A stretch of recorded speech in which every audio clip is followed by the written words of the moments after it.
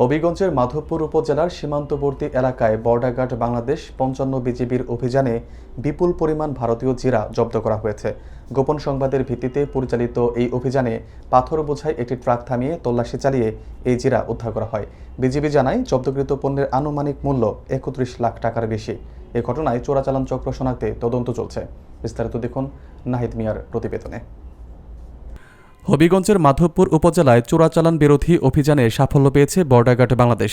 সোমবার ভোররাতে হবিগঞ্জ ব্যাটালিয়ন ৫৫ বিজিবির একটি টহল দল গোপন সংবাদের ভিত্তিতে সীমান্ত এলাকা থেকে প্রায় ৫ কিলোমিটার বাংলাদেশের অভ্যন্তরে মুক্তিযুদ্ধ চত্বর এলাকায় অবস্থান নেয়।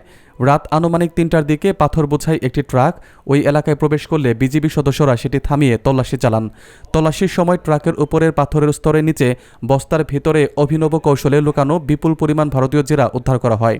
বিজিবির হিসাব অনুযায়ী জব্দকৃত জিরার আনুমানিক সিজার মূল্য ৩১,৫,০০০ টাকা। হবিগঞ্জ ব্যাটালিয়ন ৫৫ বিজিবির অধিনায়ক লেফটেন্যান্ট কর্নেল মোহাম্মদ তানজিলুর রহমান জানান, উদ্ধারকৃত পণ্য আইনানুগ প্রক্রিয়া সম্পন্ন করে হবিগঞ্জ কাস্টমস কর্তৃপক্ষের কাছে হস্তান্তরের কার্যক্রম চলমান রয়েছে। একই সঙ্গে চোরাচালান চক্রের সঙ্গে জড়িতদের শনাক্ত ও গ্রেপ্তারে গোয়েন্দা তৎপরতা জোরদার করা হয়েছে। বিজিবি সূত্রে জানানো হয়, সীমান্ত এলাকায় চোরাচালান রোধে নিয়মিত অভিযান অব্যাহত থাকবে।